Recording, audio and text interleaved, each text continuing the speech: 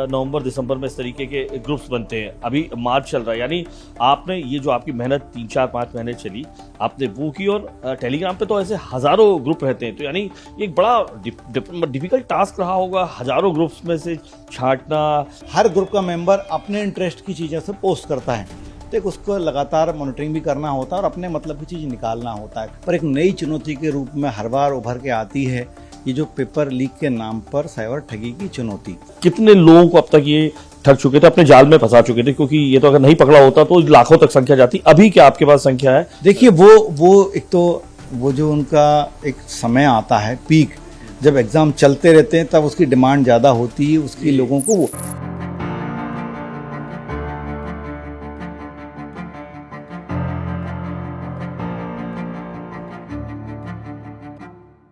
Cyber criminals की ठगी का नया निशाना अब वो छात्र हैं जो 10th और 12th के एग्जाम दे रहे हैं। ये साइबर क्रिमिनल्स उन्हें पेपर लीक कराने के बहाने ठगते हैं, और इस बड़े नेक्सस को क्रैक किया है मध्य प्रदेश साइबर क्राइम ने। और बात करने के लिए हमारे साथ मौजूद है एडिशनल डीसीपी शैलेंद्र सिंह चौहान जी। सर, बड़ा नेक्सस अगर ये कहें तो पकड़ा है, क्योंकि लगातार इस तरीके की खबर आती थी हर एग्जाम्स से पहले 10th और 12th के कि पेपर लीक हो रहे हैं। किस तरीके से इस मोडस ऑपरेंडी को आपने पकड़ा है, कैसे क्रैक किया जो टेलीग्राम के जरिए ये पूरा कर रहे हैं? देखिए, हम साइबर फ्रॉड तो अनेक तरीके के सुनते रहते हैं जो ऑनलाइन फ्रॉड होते हैं, लोगों से पैसे जमा कराते, पर एक नई चुनौती के रूप में हर बार उभर के आती है ये जो पेपर लीक के नाम पर साइबर ठगी की चुनौती। एक्चुअली हमारा एक्सपीरियंस 2-3 साल पुराना भी, जहाँ पर पेपर लीक की खबरें आती हैं और हम लोग उसको डेटा इकट्ठा करते हैं, डेटा की पड़ताल करते हैं। इन ग्रुप्स में हमारे लोग भी कई बार लोगों को शामिल कराते हैं, हमारे मुखबिर भी शामिल रहते हैं, और जब ये चीज़ें पड़ताल करनी होती है तो हम लोग काफ़ी टाइम तक इनमें इंक्वायरी इन्वेस्टिगेशन करते हैं। हम लोग इसके पहले एडवाइजरी भी जारी करते हैं एग्जाम से पहले, बच्चों को, जो स्टूडेंट रहते हैं उनके माँ बाप को, अभिभावकों को और टीचर्स को, इन ग्रुप में शामिल ना हो, और इसका बहुत अच्छा एडवाइजरी का असर भी होता है। और इसके अलावा माध्यमिक शिक्षा मंडल के सहयोग से, उनकी जानकारी से हमने कुछ और थोरली उनमें ग्रुपों में घुसे, उसकी इंक्वायरी की, उनकी जानकारी ली। कुछ ग्रुप पहले बंद हो चुके थे, कुछ एक्टिव थे, इसमें क्या चल रहा है, क्योंकि हमें बड़ी चुनौती होती है कि हम उसमें लेन देन कहीं ऑफ़र या पेपर ढूंढें, उनकी लिंक्स ढूंढें, उनमें कोई व्यक्ति ढूंढें जो इस तरह का ऑफ़र दिया हो, उनको पेपर जैसा दिया गया हो, क्योंकि एक तरह से सीजन का फ्रॉड होता है जो एग्ज़ाम के पहले 1-2 महीने दिसंबर, जनवरी की, फरवरी के आसपास आता है। इसमें लोगों से इस नाम से कि आपको पेपर मिलेगा, आप लिंक ज्वाइन करिए, नया ग्रुप ज्वाइन करिए, इस खाते में पैसे डालिए, पेपर दिया जाएगा, और बाद में या तो पेपर गलत दिया जाता है या पेपर नहीं दिया जाता। तो हमारा पुराना एक्सपीरियंस ये भी है कि पेपर कभी लीक की इस तरह का कभी साक्ष्य में नहीं आया कि ओरिजिनल पेपर लीक हुआ। इसका मतलब पुराने 3-4 साल के पेपर मिला के AI के जरिए पेपर बनाते हैं, उसको पेपर के नाम से बेचते हैं और खरीदते हैं। तो ये बड़ा प्रोसेस है, थारोली प्रोसेस है, काफ़ी हमारे टेक्निकल सेल की, टेक्निकल टीम की बड़ी मेहनत लगती है, क्योंकि इन ग्रुप में एक तो आसानी से ज्वाइन नहीं कराते, पर वो हर व्यक्ति की प्रोफाइल वो चेक करते हैं AI के जरिए, ताकि अगर प्रोफाइल में कहीं भी आपकी प्रोफाइल कहीं सस्पिशियस, मतलब उनके लिए सस्पिशियस, मतलब कोई एजेंसी, इन्वेस्टिगेटिंग एजेंसी की, तो उसको निकाल देते हैं ग्रुप से, या उस ग्रुप में एक्टिवेट ना करे, सारे मेंबर दूसरे ग्रुप में चले जाते। तो एक नया तरीके का इसमें काफ़ी लंबा प्रोसेस है करने का, पर हमारी टीम ने इसको बड़े अच्छे से किया। और इस बार हम बड़े खुशी है कि इस तरह की पेपर लीक या पेपर के नाम पर ठगी का इस दौरान भारतीय तो हमें सफलता ही मानेंगे, चाहे वो हमारी टीम का प्रयास हो, माध्यमिक शिक्षा मंडल का सहयोग हो, या जो प्रचार प्रसार इलेक्ट्रॉनिक और प्रिंट मीडिया का हो, उसको लोगों में जो अवेयरनेस फैली हो, जागृति आई हो, उसका। सर, एक बड़ी बात आपने बताई कि अमूमन जो होता है कि ये नवंबर दिसंबर में इस तरीके के ग्रुप्स बनते हैं, अभी मार्च चल रहा है, यानी आपने ये जो आपकी मेहनत 3-4-5 महीने चली आपने वो की, और टेलीग्राम पे तो ऐसे हज़ारों ग्रुप रहते हैं, तो यानी एक बड़ा डिफिकल्ट टास्क रहा होगा हज़ारों ग्रुप्स में से छांटना कि किस में फ्रॉड रह रहा है। तो काफ़ी मेहनत लगी, कितनी लोगों की टीम लगी, क्योंकि लंबा प्रयास है। जैसे अक्टूबर नवंबर से आपने सैकड़ों वेबसाइट, जैसा आपने बताया, सर्च की टेलीग्राम में, तो लंबा बहुत मुश्किल का काम था। किस तरीके से आप पहुंचे और कितनी गिरफ्तारियां इसके कारण हो पाई, तो ये पूरी रिसर्च प्रोसेस को बताइएगा। देखिए, डेडिकेटेडली कुछ ऑफिसर्स होते हैं जिन्होंने इस तरह की इन्वेस्टिगेशन की होती है। हमारे पुराने एक्सपीरियंस में पिछले जो FIR जो हमारे प्रकरण दर्ज हुए थे, जांचें हुई थी, उसमें वो लगे हुए ऑफिसर्स की 2 एक टीमें थी, फिर हमारी टेक्निकल टीम हुई थी।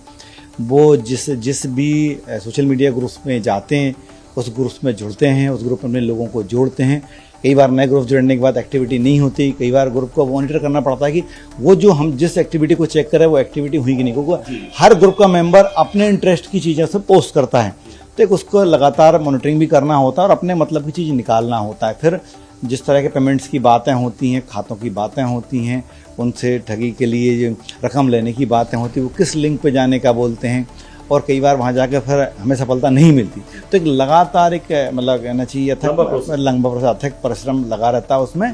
और इसमें हमें बाकी माध्यमिक शिक्षा मंडल उनसे भी जानकारियाँ मिलती रहीं और कुछ हम लोगों ने तलाश की, और उसमें कुछ ग्रुप्स हमको आधे रंग के लगभग आइडेंटिफाई हुए जो एक्टिव भी थे। एक्चुअली ग्रुप तो बहुत मिल जाते हैं पर वो ग्रुप में एक्टिविटी काफ़ी टाइम से नहीं होती। अगर हम उस ग्रुप को इन्वेस्टिगेट करेंगे तो एक तरह से वो पुराना केस हो जाएगा, उस केस की शिकायत नहीं है। फिर हमने जब देखा कि प्रदेश के सभी हिस्सों के, चाहे वो अपना बिल्कुल सुदूर पूर्व रीवा कह लीजिए, पश्चिम में कह लीजिए मंदसौर, उत्तर में अपना भिंड या छिंदवाड़ा, तो चारों कोनों से इस तरह का फिर उनको आइडेंटिफाई करने को ये व्यक्ति, हाँ, क्योंकि ये जो व्यक्ति है सस्पेक्ट, ये किसी और का नंबर लेके किसी और लोकेशन में काम करते हैं, थोड़े बहुत देर के लिए समय मोबाइल खोलते हैं, तो एक मेहनत का काम है। फिर हम वेरीफाई किया तो अभी हमने भिंड से जो जब व्यक्ति ने 2-3 ग्रुप बनाए हुए थे, छिंदवाड़ा से जिसने रिसेंटली ग्रुप बनाए थे जिसमें करीब एक ग्रुप में उसके 1 लाख मेंबर थे, एक में 15,000 मेंबर थे, उनको पकड़ा है। पिछले 1 दर्जन हमने पहले पकड़ चुके हैं। इसमें जो लड़के ही अधिकांश शामिल रहते हैं जो पढ़ाई छोड़ चुके हैं, पढ़ाई में जिनकी रुचि नहीं होती, अंडर मतलब हाई सेकेंडरी वाले होते हैं, तो इस तरह हम लोगों ने उनको गिरफ्तार किया है, कोर्ट के सामने पेश किया है। बाकी जो उनसे डेटा मिला है, जो फाइनेंशियल डेटा मिला है, उसमें हमने जो भी इनके कुछ वॉलेट मिले हैं या जो उनके खाते जिनके उनको ब्लॉक करवाए हैं, उसकी डिटेल से हम लोग कर रहे हैं कि जो जिस तरह का ट्रांजेक्शन वो किस किस ने किया, क्यों किया। अगर वो सपोर्ट करेंगे तो उसमें आगे हम आगे बढ़ेंगे। कितना लोगों को, ये तो क्योंकि चूंकि आपने कैप्चर किया होगा, किस मोड से पेमेंट होता था, जैसे वॉलेट बताया, क्रिप्टो करेंसी, या कितने लोगों को अब तक ये ठग चुके थे, अपने जाल में फंसा चुके थे? क्योंकि ये तो अगर नहीं पकड़ा होता तो लाखों तक संख्या जाती। अभी क्या आपके पास संख्या है? देखिए वो एक तो वो जो उनका एक समय आता है पीक, जब एग्ज़ाम चलते रहते हैं तब उसकी डिमांड ज़्यादा होती है उसकी लोगों को, तो वो उस तक नहीं पहुंच पाए। एक्चुअली जब 15,000 जिस ग्रुप में मेंबर्स थे उसमें लोगों से डिमांड की गई, क्योंकि पहले की हिस्ट्री डिलीट हो जाती, तो हमने देखा कि करीब 800 से 1,000 लोगों से तो पैसे लिए गए हैं। पैसे मुझे लगता है 1,000 से 2,000, मतलब 10 से 15 लाख रुपए एक ग्रुप का मेंबर आसानी से कमा लेता है। मोड ऑफ पेमेंट क्या होता था? मोड ऑफ पेमेंट ये लोग एक अलग से लिंक देते थे खाते की, कि इस खाते में पैसा जमा करिए और हमें उसका स्क्रीनशॉट भेजिए पैसा जमा करके, तो वो इनको लिंक आती थी। फिर वो खाते वाले से बात करते थे और उससे कहते थे क्रिप्टो करेंसी में हमको पेमेंट करिए। तो वो इस तरह से मतलब फ्रॉड का एक पूरा नेटवर्क, पूरा एक प्लानिंग के तहत ही काम होता। तो हमने अभी तक जो हमको उनका जो क्रिप्टो वॉलेट मिला है जो आरोपी का, उसको हमने फ्रीज करा दिया। उसमें कुछ $1,000 करीब अभी मौजूद हैं। बाकी हम उसका एनालिसिस कर रहे हैं। अगर वो व्यक्ति एक्सेप्ट करते हैं उन्हें पैसा दिया है, क्यों दिया है, और आगे उसमें कार्रवाई।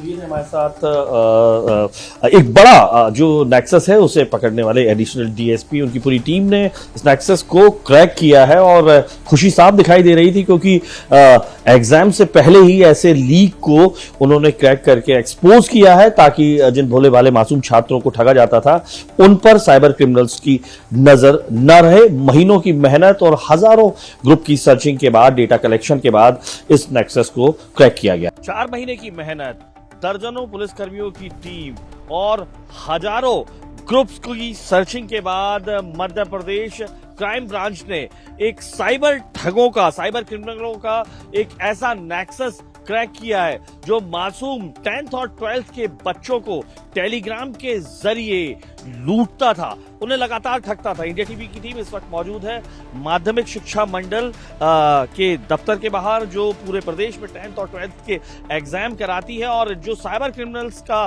जो ठगी का जो नया ठिकाना था, वो इसी माध्यमिक शिक्षा मंडल के 10th और 12th के जो स्टूडेंट्स हैं, जो एस्पायरिंग स्टूडेंट्स हैं, जो एग्जाम में भाग लेते हैं, उन्हें ठगने के लिए उन्होंने टेलीग्राम का सहारा लिया। टेलीग्राम के जरिए वहां पर ग्रुप बनाकर वो इन तमाम एस्पायरिंग जो एग्जाम्स दे रहे हैं छात्र 10th और 12th के, उनसे संपर्क करते थे, उन्हें अपना ग्रुप ज्वाइन कराते थे और उन्हें बताते थे, माध्यमिक शिक्षा मंडल का लोगो लगा ही उनका ग्रुप रहता था, जिसमें बताते थे कि आपको ये जो पेपर है ये हम इस रेट में लीक करेंगे। इस तरीके से मध्य प्रदेश के चारों हिस्सों में छिंदवाड़ा से लेकर तमाम जो भी मध्य प्रदेश के रीवा, सतना, भिंड, मुरैना से लेके तमाम हिस्सों में ये नेक्सस पहुंच चुका था। मासूम बच्चों को ये टेलीग्राम का ग्रुप ज्वाइन कराकर उन्हें ठगने की तैयारी हो रही थी। लेकिन बीते साल भी जब इस तरीके का एक ग्रुप बना था, ऐसा नेक्सस बना था टेलीग्राम के जरिए लोगों को ठगने का, तब से पुलिस की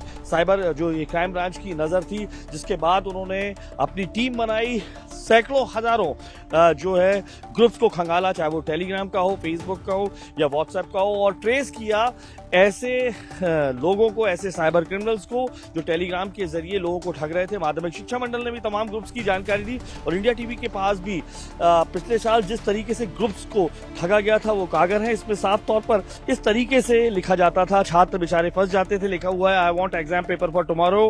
क्लास पूछी जाती थी, लोग पूछते थे, उन्होंने बताया 10th क्लास छात्र पूछते थे do you have original paper, जवाब आता था yes, what will be the charges, लिखा जाता था 350, हाउ टू प्रोसीड।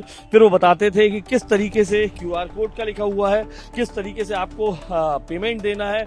उसके बाद छात्रों को ठगा जाता था। मध्य प्रदेश की जो क्राइम ब्रांच है पिछले साल को देखते हुए उसने तैयारी कर रखी थी। 4 महीनों से लगातार टीम बनाकर क्रैक करने की कोशिश कर रही थी कि किस तरीके की मोडस ऑपरेंडी है, और सफलता भी मिली। 2 लोगों को गिरफ्त में लिया गया है, जिनने कम से कम 1000 से ज्यादा छात्रों को अभी तक अपने जो ठगी के जाल में फंसा लिया था। पैसा भी लिया जा रहा था वॉलेट के जरिए।